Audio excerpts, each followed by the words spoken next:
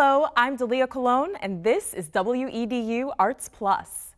Pottery and paper making are becoming lost arts. But for Rachelle Eason, they're very much alive. In this first segment, we'll visit the artist in her Lakeland studio to discover what her crafts have in common and why for her, it's about more than just the finished products.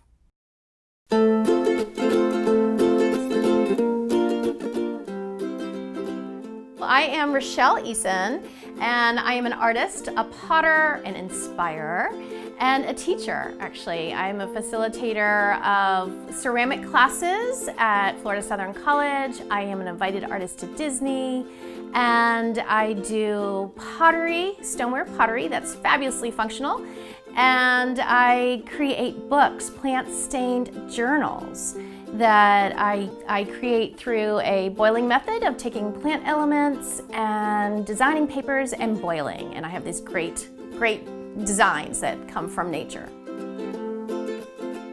So pottery is my first love in art. And I do fabulously functional stoneware. Pottery is how I call it, because I love the form of pottery. I love sculpting. I love everything about it, glazing but I want it to be functional. I have 4 kids, I have a lively household, and I don't want pieces just sitting around doing nothing.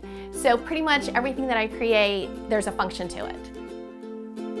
Pottery is one of those things that I, as an artist, collect from other artists. I don't really collect too much of the other art, but I collect pottery. Because to me, pottery it's from a raw lump of mud, as my husband calls it. And the artist's hands are in it. So it's actually forming, you can feel a connection with the artist, you can feel a connection with the piece. And that's why I would much rather go and choose a unique, one-of-a-kind piece than something that's mass-produced. Pottery inspires my plant staining, and plant staining inspires my pottery. I do a lot of pieces in pottery now that are inspired by the natural plant elements that I'm using in my plant staining. And I now can't function with just one. I have to do both to keep me, well, first of all, I have a short attention span. So doing both pottery and plant staining helps me with that part. But also just the relationship between the two of them. I mean, they're all very earthy. The plants are sustainable, actually. I have different resources. One of my favorite places to get them also is I get them from Epcot. So I have forged a relationship with the Living with the Land attraction that grows all these plants in these wonderful greenhouses. They're growing plants from all over the world. I get to basically dumpster dive in their compost pile and use their plants. It's very magical. Okay, so I don't make the paper. The paper's a whole different ball game. I have somebody that specially makes the paper for me.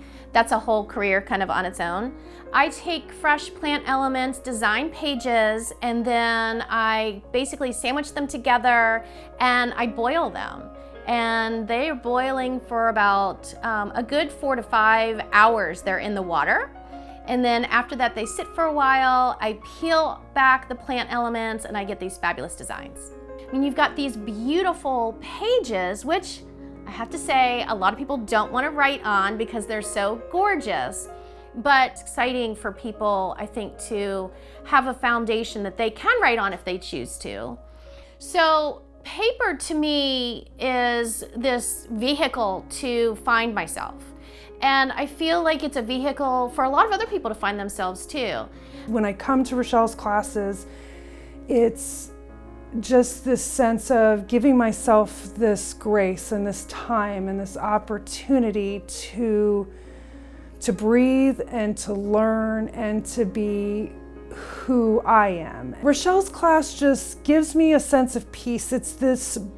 When I take the class, it's a break from the chaos of my job and my, adult responsibilities. I grew up in Pittsburgh, and I was very fortunate to grow up in a family that supported the arts. I started with art classes at the Carnegie Museum of Pittsburgh when I was 4. And I actually started doing pottery when I was 4. I was really lucky because I was the guinea pig for a college student who was doing an internship at Carnegie Mellon University. And she came over to the museum and needed a child basically to put on the wheel and work in clay and all that. And I was that guinea pig. I fell in love with it at that age. Of course, I don't even know what I could do. I have a few of my pieces from when I was little, but I remember loving it. And I happened to go to a school in Pittsburgh that was based in the arts. And so I have all these experiences from the age of 4 on up. I just had so much encouragement from my parents, my family, and all kinds of instructors that allowed me to venture into all kinds of mediums from a very young age.